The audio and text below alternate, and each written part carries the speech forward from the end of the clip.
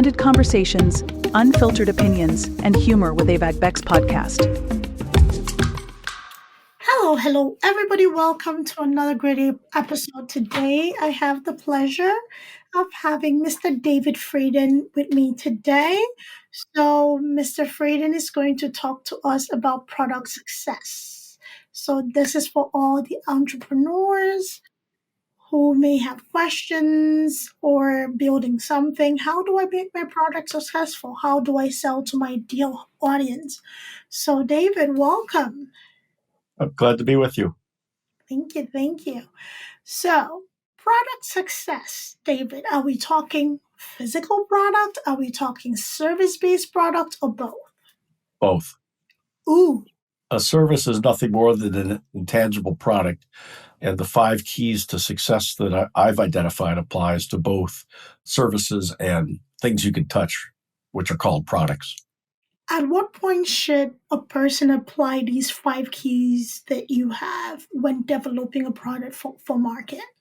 Right from the beginning, part of the reason that about 35% of all new products in the world fail in the marketplace, wasting about $1 trillion in human resources each year, is because they generally don't follow all 5 keys of product success.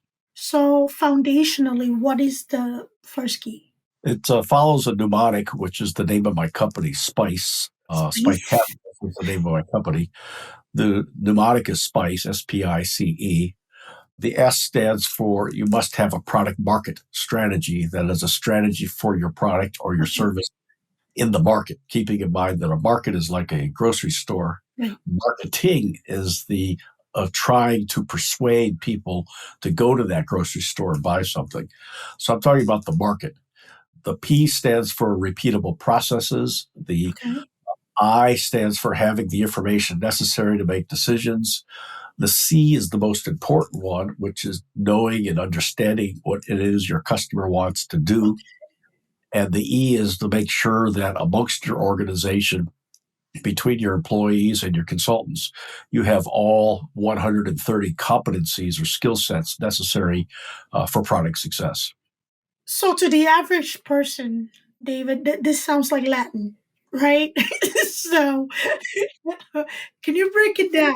Like, how long did you work on this and what led you to arriving at these 5 keys? Product management and product success for 55 years, dating back to when I started the Flying Club at the University of Michigan in 1969. To starting a nationwide student organization in support of an American supersonic transport, to developing the field of environmental mediation in Minnesota and mediating some environmental disputes, to joining Hewlett-Packard and in the PR department to help with the siting of new facilities and introducing word processing to the department. This would be 1980, because it was the only department in the entire company that knew how to type. To being able to move laterally at HP into product management, getting trained as a product manager there, to being recruited by Apple to bring the first hard disk drive to market. It was a beautiful drive. It was a humongous size of 5 megabytes, which I think we just consumed in my last sentence. And, it was really cheap, only cost $3,500. Right. But it was the first hard disk on a PC. And the management at Apple noticed that I knew how to manage a project and a product, so they asked me to take over as the group product manager for one of the 2 profitable product lines at the company, the Apple III product line, which was focused on the business and office market. And then a few days after taking over that job, Steve Jobs, who couldn't understand at that time that he needs to cannibalize his own products. Instead, he tried to cancel the Apple III product line, and later, by the way, the Apple II product line, in order to preserve the market for his beloved Macintosh, which he had not yet shipped. So after they canceled it, I got a call into the president's office, and he says, Dave, we've got $30 million in piece parts for the Apple III spread amongst our manufacturing facilities in Singapore, Dallas, and in Cork, Ireland. What should we do about it? And I said, what do you mean we, paleface? And he didn't get the joke, so I had to explain to him that there was a television series back in the 50s and 60s. And he was old enough to watch TV back then, Right. even when he was president of Pepsi. And the Lone Ranger, who was the star of the show, was galloping through the desert with his Indian sidekick, Tonto. Now, when I tell this story to Indians from India, I have to say American Indian sidekick, Tonto. And the Lone Ranger had one silver bullet in his belt, and he rode a white horse called Trigger, who, by the way, is buried next to him. And he wore a mask, and he fought evil. So they get surrounded by 10,000 yelling, screaming Indians. I'm telling John Scully this story. And the Lone Ranger turns to Tonto, the American Indian sidekick, and he says, Tonto, we're surrounded by 10,000 yelling, screaming Indians, and all they want to do is scalp us. And Tonto responded, what do you mean we, paleface? Using the name for white Caucasians. I said, you canceled the product line. You didn't ask me. And he says, okay, what should we do with it? And I said, look, I try to put together a promotion to help sell Apple IIIs.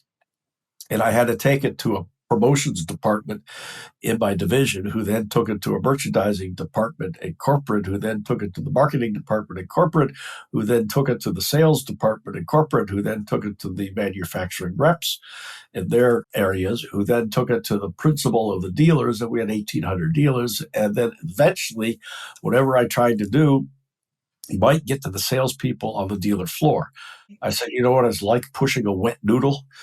And he snickered a little bit, and he says, well, what should we do? I said, give me the authority commensurate with you holding me responsible for the product line, and we'll be successful. And then I told him the story of the soul of a new machine from Alpha General, I think it was, to build a mini computer, and they couldn't get it done in their corporate headquarters in the Boston area, so they moved the team to Raleigh-Durham, North Carolina, so they wouldn't be interfered with by the corporate. I told him the story of the IBM PC, which couldn't get built and developed in the Schenectady, New York headquarters of IBM. So they moved them to Boca Raton, Florida, about as far away they could get from corporate as they could, but staying in the same time zone. And then I told him the story of my friend, Kelly Johnson, who I had met during the days of supporting the supersonic transport. And Kelly was the head of the skunk works for Lockheed down in near Edwards Air Force Base. And his little independent team could develop, build, and fly an advanced aircraft like the XR-71 and the XB, or the X-1 and the X-15 in 18 months, while the rest of Lockheed would take 7 years. So I said, like those instances, give me the authority commensurate with the responsibility. Give me an independent business unit. So about a week later, the executive vice president of Apple, Ken Zerbe, called me. He says, I understand you know a little bit about the Apple III. Would you like to take over as an independent business unit? And I said, so I'm a general manager. He says, no, we can't call you that. We have to call you a business unit manager, or BUM for short. Oh. My hardy team of myself and 16 other people were given a budget of $4 million. We went out and sold 25,000 Apple IIIs at an average selling price of about $7,000 to $10,000, generated enough revenue to fund the development of the Macintosh, keep about 1,000 to 1,500 Apple employees employed, and then we shut down the product line without affecting the stock price. And then they gave me a nice severance package, and I've been on my own ever since. Wow. Did you not have like an inclination to go back and do something, work for them, or put another bum unit? In between in my career, I also dabbled in politics. And this is before politics got dirty. I ran Al Has Queen. it ever been clean? Oh, it was clean back in the 70s. It wasn't until the 90s, or even to some extent under the dirty tricks people like Roger Stone for Richard Nixon, and Newt Gingrich attacking Bill Clinton because of his relationship with Monica Lewinsky, when at the same time he was married and having an affair. That kind of hypocrisy. But before then, it was honorable. And you would campaign, maybe attacking your opponent up until 3 weeks before the election, and then you stopped and you go positive. Now it's one attack after another, and anything to get into power is the name of the game. But so back then in the 80s, when I worked for big corporations, I didn't like the politics that was going on inside the corporation. It was not involved with having customer satisfaction. It was not involved in improving the product and making sure that your customers were taken care of. Right. It was all about stabbing other people in the back that you pretended to be friends with so that you could get promoted ahead of them. And I said, I just don't like that kind of stuff. It's not socially good. Mm. So I left corporations after having an experience in a clean field, after running Al Qui's campaign and running John Conley's presidential campaign in Minnesota, where we got 4 more delegates there than he got in New Hampshire, which was in the first primary. We got 4, they got none. So that's why I left big corporate America. Mm. So let's talk about socially accepted behavior, right? So, the toxic nature of corporate world is well known. However, it is accepted, and I think that is what is going on in like the political climate now. I thought it was always there. However, people are emboldened to be less than honorable, I would say. Wouldn't you think that one bleeds into the other? You know, the corporate messiness and the corporate toxin bleeds into the political sphere and vice versa, where people now have compromised morals to the point that I don't care as long as my ideology that would give me any semblance of power is primary. Yeah, I don't know if this nastiness in politics, and by the way, politics is who gets what in our society. Right, Those that don't play politics usually end up with getting nothing. right. Uh, I don't know if this nastiness and self-centeredness came from corporations into politics or the other way around. Okay. Part of it was influenced by the Republicans in the United States subscribing to Atlas, or what's her name, Atlas Ryan, from the book Atlas Shrugged. Hmm. And that said that the only important contribution that a corporation has to make is to make a profit, and everything else would take care of itself. Right. But I worked for Dave Packard and Hewlett Packard, and we had a set of values called the HP Way. And when I joined Apple, we had a set of values, which included such things as empathy for the customer, but positive social contribution, individual performance, team spirit, innovation, quality, excellence, and good management. None of which says we have to make a profit. Right. HP, at least up until 1998, followed their values and they thrived. That's one of the reasons why HP grew 20% per year every year for 50 years, Right. because they had a set of values and they followed them. That's why Apple is, if not the most valuable company in the world, but pretty close to it. You see, in contrast, Elon Musk's values, which is almost the opposite. Do we have to talk about him? I'll make a prediction right here, right now, on November 26, 2024, that when the bubble bursts over Elon Musk, he's going to lose a lot of his wealth, which is tied up in the stock price of Tesla. And all you got to do is look at the Tesla truck, where I think they only shipped 3,000 or 4,000 of them, and they've all been That thing is recalled. an abomination to creation. Yeah. I read something, somebody made a post that they could be having the best day ever. Once they see that abomination, it pisses them clean off. Like the whole day's done. That, I try not to indulge in that human, because I'm not going to reduce him past a human being. He deserves that at the very least. But there's something insidious, about caring for your customers. And I see that in the SPICE acronym, right? Or, mnemonic. I see that. And, HP, I was an HP, I still am, I shouldn't say I was. I was an HP girl for the longest time. While I still had a lot of Apple products, my laptops were always HP, my printers were always HP, until, I started running into not being able to, connect the two. So I'm like, okay, I kind of like have to. And it just warms my heart that you had this personal experience with this company, that I felt I was valued, even not knowing the story, right? I felt like this company actually cares about me as a consumer. I think there's something behind this company that it's not just my money, it's not just what I spend. And I also feel that with Apple, because one thing that Apple does is that every year, it doesn't matter what product they're releasing, there's always an upgrade. There's always something that was improved or that is improved from consumer feedback, right?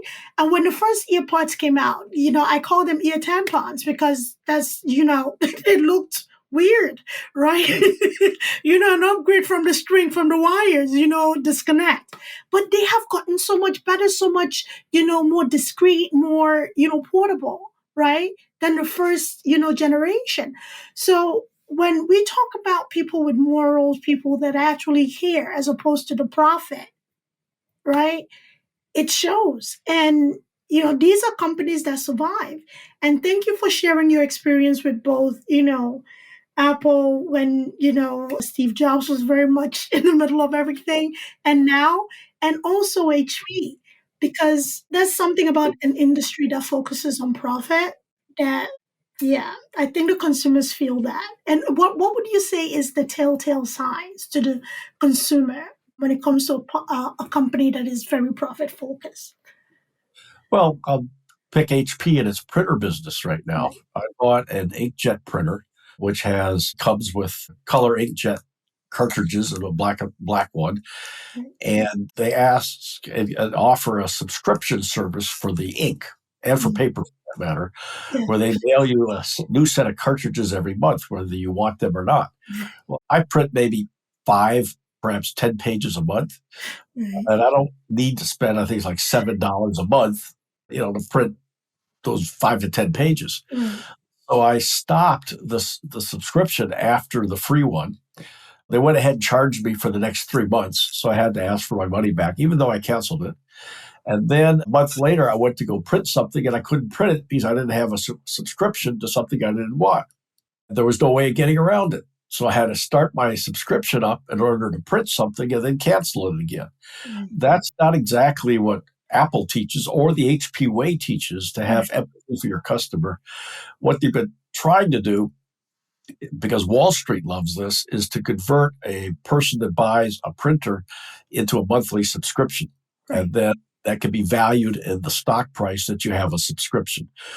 That's why Amazon Prime has been so helpful to the stock price of Amazon, because 200 million people have signed up to pay, I think, $130 a year to get free deliveries. So that's an example of not following your values of having empathy for your customer. So with this new thing with the subscription and your printing need, would you continue with it in HP printer, or are you looking for alternatives? When I need to get my next printer, I will definitely not be an HP printer. Sad, but so true.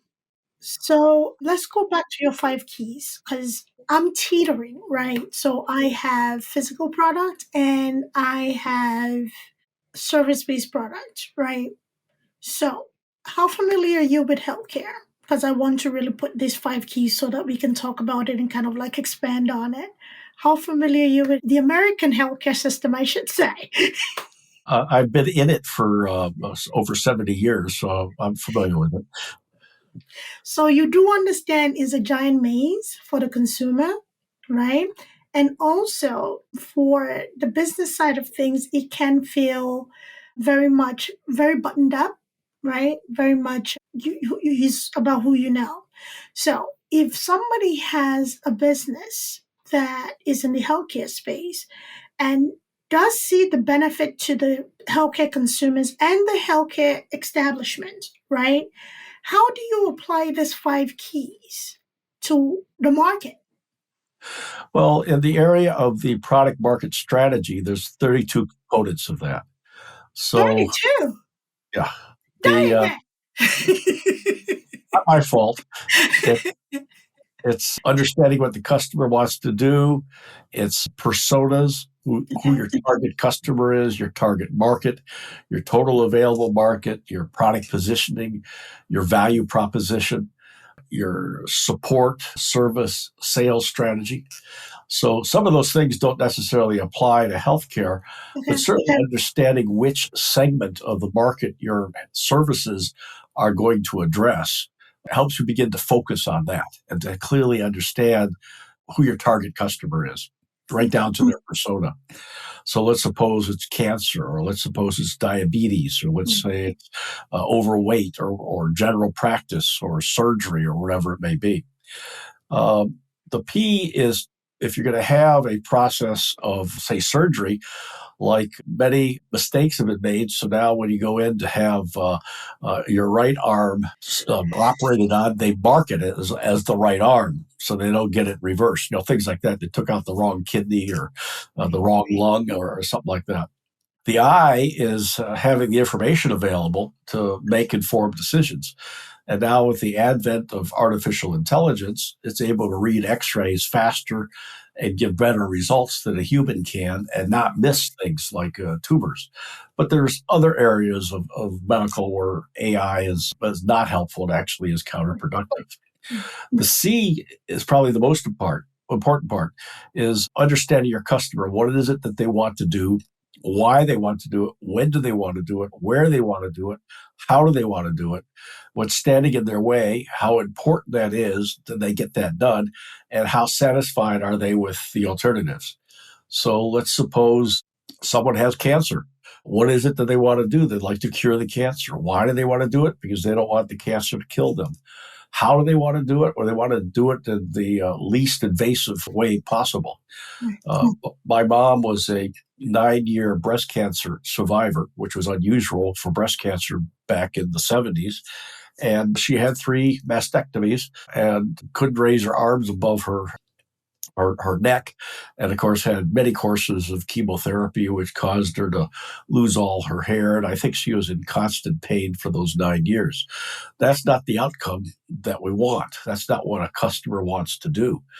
And now with the advent of the mRNA vaccines, like the COVID vaccines, it's possible, and there are clinical trials going on now, to have a custom cancer cure right down to a particular individual's DNA. So that's who, what, when, where, why, where. How important is it? Well, in this case, it's a person's life or quality of life. And what's standing in the way? Maybe some advances in medical science, maybe the time it takes to do trials in order to make sure that the drug actually works and is safe. And what's the alternative? Well, it's the current methods of healthcare. So that's the big thing to understand in your particular market niche. And then lastly, the doctors and the nurses and the paramedicals and the administration need to have all the skills necessary to be successful. It used to be you go into a hospital and it has the worst food in the world. Now, many hospitals are catching on that if they serve their patients some decent food, they'll get healthy better, faster, and they'll stay healthy faster. And in fact, there's a law in the United States that came about during COVID that allows healthcare to be delivered to a person's home rather than keeping them in the emergency room and outside of their own bed. Well, that's set to expire by the end of this year in the United States, and a lot of people are going to be sent back to hospitals, causing them to be overcrowded again, where they could be given better health care, better outcome, better results, and they would be more comfortable and happier if they could stay in their homes. It's a shame it took a law to do that. Why these healthcare chains don't do that? Well, probably goes back to the profit margin. They make more money if they have the people in the hospital than taking care of them at home. So that's how the spice could work in the healthcare profession. Right. Thank you. Thank you for that. So if somebody comes to you, say 2 individuals, right? They come to you for mentorship, guidance, or to work with you, and one already has a business established that they tried other methods and it hasn't resulted in fruitful measures, right? Or getting and maintaining clients. And one comes to you right at the ideology of their business, right? who do you feel is I don't want to say easier, but that's the only thing that comes to mind. Who is more coachable out of those two? I have an inclination, but who do you think would be more coachable out of the two individuals? One who's at the seed stage and one who's already tried and failed. I think the one that tried and failed is easier to coach and Oh, easier really? because they've had a failure and they realize that they need help. I've had a number of entrepreneurs that were just starting up and they raise a little bit of venture capital and they don't think their shit stinks. Um, and yet I tell them, hey, wait a minute, you're missing something big here. And without exception, I think I've been through maybe a dozen to 2 dozen companies like that. Without Right. exception, they're all out of business. Oh, wow. So I think one of the values at HP and at Apple is it's okay to fail because you learn the best through failure. Yes. After I started my flying club at Michigan, and by the way, it's trained over 5,000 pilots and is going strong today because I set up a vision statement, a set of values, and a mission for it, and it follows that now. I became a flight instructor and I learned and worked my way through the last couple of years of college as a flight instructor. And I learned one of the best ways to let students learn how to fly an airplane is to let them make mistakes. Right. And I'd let them make all the mistakes they want up until 100 feet above the ground. And then I'd take over because then it's my ass that's on the line. It's so true. It's so true. I thought the reverse, but now it makes sense because a startup, usually anybody that's starting a business is so married to the idea that, yeah, the business is the best and, there's some level of bravado that goes with that. So now I see why you would go that direction. And also with failure is not I used to cringe at the idea of failing at something. And again, in my learning and expanding my world as a business owner, I saw this thing that broke down failures. Fail, first attempt in learning, right? And it became easier. It's like I'm learning, it's a learning process. I have to build this entrepreneurship muscle. So, thanks for that insight. So, David, for everybody listening, what is the one advice that you would give to anybody starting a business or that is working on a business or is at that point where it's kind of like, I don't think this is completely working out? Before they do anything, particularly in the area of spending money on development, write out your complete product market strategy. Mm. It will take 3 to 6 months of people time, 1 to 3 months of actual work, because you've got to observe people in terms of what they do. You need to interview people in terms of what they do, and you need to survey people in terms of what they do. Right. And if you have big data available, do big data analytics. Take your time and do that before you rush to spending your money on development. And in a number of instances, where I have asked to come in to help out, it turns out that they developed the wrong product for the particular market they're going after, or the product they developed, they're trying to market it to the wrong market. One instance is a company in the mid 80s that was trying to do a computer workstation, drafting software, word processing software, and database software to handle rapid changes in engineering design. So they're trying to do an OEM of a workstation plus all that software, and they didn't have the resources of Apple or Sun Microsystems or Microsoft or Apollo and stuff like that. So it turns out they're going after the wrong market. And the way I found that out is I went out and talked to their customers. They had sold about 20 of these systems and learned from them that the market they should focus on is manufacturing instructions, not engineering design. So I was able to get the company to pivot to that, and we were somewhat successful going after that market. So I've seen that time and time again, and that was as a result of having an idea and not testing it against putting together an extensive and comprehensive product market strategy. That is great advice. As we are talking, the people listening, and if somebody's interested in working with you because either they failed or about to fail or do not want to make costly mistakes, how can they reach out to you, David, and establish a working relationship with you? They can send me an email at dave@spicecatalyst.com. That's one word. Go to my website, spicecatalyst.com, where all of my contact information is, links to my books, which are available on Amazon worldwide, Building and Scaling Great Products, Organizing and Managing Insanely Great Products, Successful Product Design and Management Toolkit, which Wiley published. It's a little pamphlet. It's only 796 pages, goes over everything we've talked about in great detail, and is used in a couple executive MBA programs at prestigious universities in India. And then there's links to my online courses and my course syllabus for in-person training. I've trained people at Capital One Bank, at Botswanian Telecommunications Company, at a couple dozen other organizations like that. So if you're interested, it's spicecatalyst.com. Beautiful. Thank you. And for everybody listening, we are going to have all that information in the show notes. So if you were not writing fast enough, we've got you. And please reach out. Let us know what you thought about this episode. Reach out to David and ask questions. He's open to it. And so, David, I just have to say, I think you missed out on an opportunity. And the opportunity was, to really make something of that BOM acronym.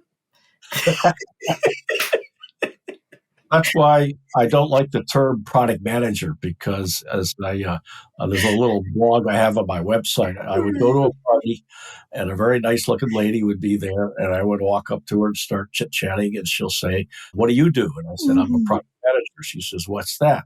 I said, "Well, I'm responsible for the product market strategy. I'm responsible for having repeatable processes. I'm responsible for having the information available to make informed decisions. I'm responsible for understanding the customer, who they are, what they want to do, when they want to do it. And I have these 130 competencies." And soon after I get halfway through the product market strategy, she usually turns and walks away because they don't understand what I do. It's a lot. So I wrote a memo to my boss. I said, "Boss, this happens to me all the time. I'm not going to have the prerequisite, get married and have 2.3 kids, because my job title is the wrong job title. I'd like to have the job title of Product Success Manager, because then when I tell the woman that's my title, they know immediately that I'm responsible and have the authority for the product's success." And I said, "If you let me change my title to Product Success Manager, you could be vice president of product success. And then when I get married, I promise I'll invite you to the wedding." Did it work? Yeah, I told this story when I gave a speech to about 150 engineers and product managers at Samsung in 2018 in Bangalore, India. And afterwards, a half a dozen of them came up to me and said, "Yeah, I want to be product success manager too." So they went and asked their VP of product management, could they change their title? And he says, "I'm sorry, you can't change the title because the people back in Korea won't let you change the title." I said, "Don't tell the people in Korea that you change your title. Just print up your business cards with Product Success Manager on it. Otherwise, you're going to have nothing but bachelors working for you for the rest of your life." And that's not a good recipe. You need a woman to kind of Well, some of these were lady product managers too. Oh, see? So I like that, but I feel like you missed out on an opportunity. So as we wrap this up, right? Quick question. Which is easier to manage, product or people? Products. I knew it. Yeah, managing people is tough. I have a friend that's a divorce attorney, and she said, "I hate people." Can't disagree with her. I cannot disagree. So, yeah. To a great extent, herding cats is easier than managing people. Why would you go to David? I remember I called a meeting of the Apple III Business Group, and one of the guys wasn't there. He was always late to the meetings. Right. We had a joke around Apple. There was Eastern Standard Time, Pacific Standard, and then there's Apple Standard Time, which is 20 minutes after the hour or 20 minutes after the meeting's supposed to start. But this guy had a Jaguar XKE, and he had installed on it a motion detector, which would set off an alarm, which would then buzz on a pager that he had on his belt. So he wasn't at the meeting. So I went outside, put my foot on the bumper, pumped the car up and down. The alarm went off. His buzzer went off. He came immediately running out to see what's happening to his car. I said, "Hey, you're late for the meeting. Now come on in so we get the meeting." So that's what I mean by herding cats. Jaguar cats. Got it. Okay. Not real cats. Great. This was such a wonderful opportunity to chat. I want to delve deeper into your spice, and I might just be one of those people reaching out to you because I could need your guidance. I mean, you've been everywhere. I'm not new to healthcare. However, I am new to tech. I'm new to, learning the ins and out of tech and building something tech. So I could use you, David. Thank you for being here. Is there anything that, you want to leave us with? I know you gave us a nice last bit, a tip. Is there anything you'd like to leave us with? Just as humans. Just thanks for putting up with me. Yeah, if putting up with you was, the most difficult part of all of this, every single day, every hour of the day, you were a pleasure to have. I'm very sincere about that. It was a pleasure talking to you. And this is the whole premise of having this platform because we, as humans, especially in the Western world, we've lost the ability to relate. We've lost the ability to communicate. We've lost the ability to just laugh and talk and share commonality. So, And empathy for other people. I wasn't going to go there, but there you are. And for cats. We are me. That's the cat, right? It's like a me. It's what my thoughts, what benefits me, what I care about. That's it. You do not matter. So, thank you for being a great human, David. You're welcome. Thank you. So, thank you everybody for listening. Let us know what you think, and if you want David back, which I kind of sort of do, let me know. Okay? Thank you, everybody. Thanks for tuning in to Abeg Vex Podcast. If you enjoyed today's episode, don't forget to subscribe, rate, and leave us a review. It really helps us out. We'd love to hear your thoughts and continue the discussion. So join us on social media or drop us a message. Until next time, keep exploring, stay curious, and keep pushing the boundaries of your world.